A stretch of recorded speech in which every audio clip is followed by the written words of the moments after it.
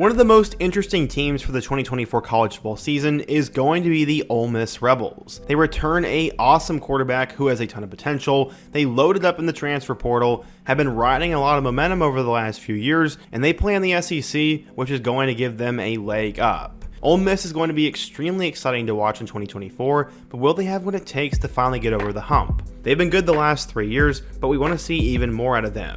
In today's video, I want to preview the 2024 Ole Miss Rebels, go through the roster, talk about last year, the various storylines, and also try to predict how many games they're going to win. But before we get started, if you're a big fan of college football, be sure to subscribe to the channel, leave a like if you want to support today's video, and let me know what player, team, topic, or situation I can cover next.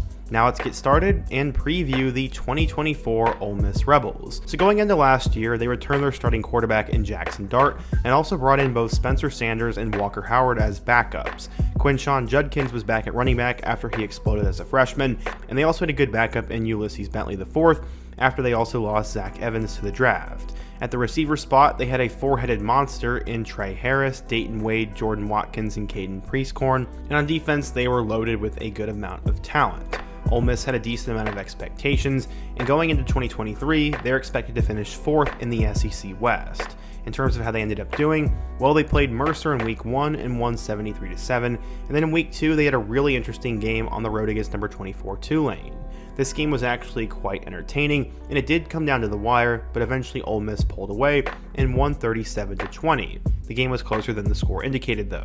In week 3, they would play against Georgia Tech, and they ran away with this game pretty quickly, winning 48-23. No one really cared about those first 3 games though, and everyone was going to have their eyes on that week 4 matchup with number 13 Bama. Unfortunately, this was a lot like 2021, and they just didn't really show up. They ended up losing 24-10, and Alabama was still in a bad spot at that time as they were struggling after that USF game. This was a damper to their season, but they would bounce back with a big victory over number 13 LSU, as in a duel with Jaden Daniels, they'd win 55-49. After that, they'd go on a bit of a hot streak as they would beat Arkansas 27-20. The game really shouldn't have been that close. Then they also won by 7 on the road against Auburn. They were sort of getting by the skin on their teeth, but luckily from there they would start to get a little bit better as they would then blast Vanderbilt and then beat Texas A&M. At this point, Ole Miss was still in contention to make a college football playoff spot, and if they could win out, maybe they could find a way to get to the SEC championship game. Unfortunately, all of that was put to bed, as on the road against number 2 Georgia, and Brock Bowers' return, the Bulldogs would blast them 52-17, and this was absolutely embarrassing. I mean, College Game Day was there and everything, and Ole Miss just did not show up. After that, they went home and beat Louisiana Monroe, but no one really cared. And then they finished the year with a 17-7 victory on the road against Mississippi State in the Egg Bowl. Again, no one really cared that much. Out of the 3 big games on their schedule, they lost 2 of them, and Ole Miss would qualify to play in the Peach Bowl, where they would play against number 10 Penn State. In that game, they'd end up winning 38-25.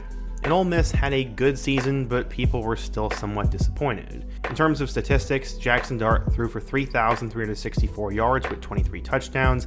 Quinshon Judkins ran for nearly 1,200 yards and 15 touchdowns. And in terms of the receivers, they had a 3-headed monster as Trey Harris had 54 catches, Dayton Wade had 55 catches, and Jordan Watkins had 53 catches. They all had over 700 yards, and Watkins had 3 touchdowns, Wade had 4, and Trey Harris had 8. Caden Priestcorn was also terrific as a tight end, and has established himself as a big-time 2025 prospect. On the defensive side of the ball, safety Trey Washington would lead the way with 83 tackles. Edge rushers Cedric Johnson and Jared Ivey would both have 5.5 sacks. Dejon Anthony had 8 pass deflections, and Dejon Anthony led the way with 3 interceptions. Ole Miss had a really solid roster, and in terms of the 2024 NFL Draft, the Rebels would end up getting 3 guys selected. DeAndre Prince, a corner, went in the 5th round to Jacksonville. Cedric Johnson, a defensive end, went in the 6th round to Cincinnati. And then Dejon Anthony, a safety, also went in the 7th round to Cincinnati. While they didn't have any high hitters, sending 3 players to the NFL was still pretty solid, and it looks like in 2024 they could load up.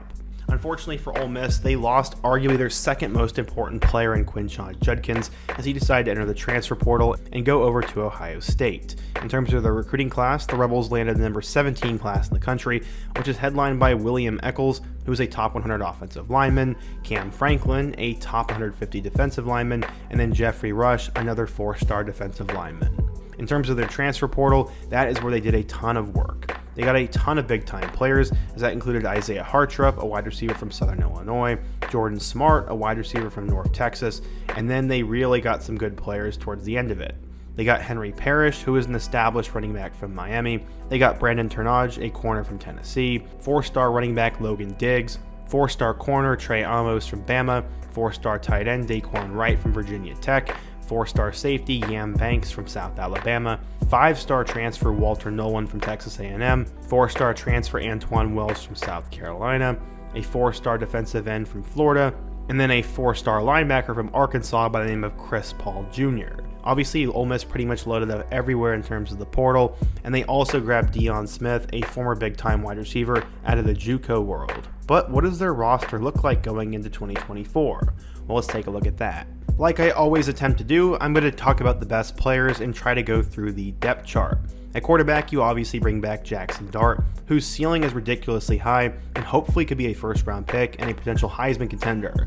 I think Dart can pretty much do everything, but can he put it all together, and especially in those big moments? For now, Dart has not been able to do it, but this year could be his year. In terms of the backups, you have Walker Howard, who is a former near 5-star from LSU, and then you also have Austin Simmons, who was highly recruited out of high school, and AJ Maddox, who's a true freshman. They're honestly in a good spot where they have a star and have a really good backup, and then have a solid third option.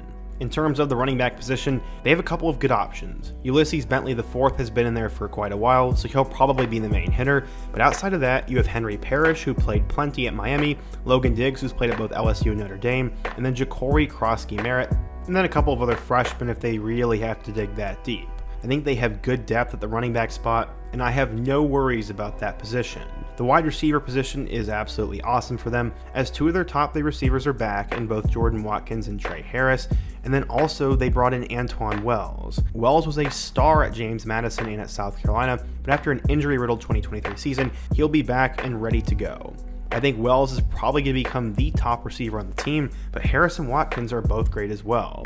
I could see all three of those guys getting drafted. And then from there, you also have Caden Lee, Devin Price, Noreel White, and Aiden Williams, who was also a pretty big recruit. You also have a couple of those transfer wide receivers as depth pieces, and they did pretty good. They only lost Dayton Wade, and they definitely made an upgrade in him with Antoine Wells. At tight end, you bring back Caden Prieskorn, and the only thing you really lost was Michael Trigg, who really wasn't that good anyway.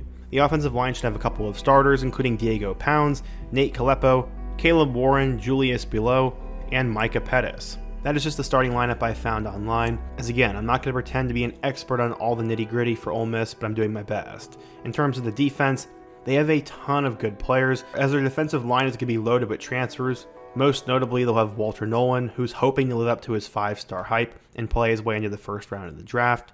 Then at the linebacker spots, it should be headlined by Chris Paul Jr. from Arkansas, and former 5-star Suntarine Perkins should also get an opportunity to play right away. At corner, you'll have Isaiah Hamilton, Brandon Turnage from Tennessee, and then guys like Trey Amos and Chris Graves. All four of those guys should see a heavy dose of playing time.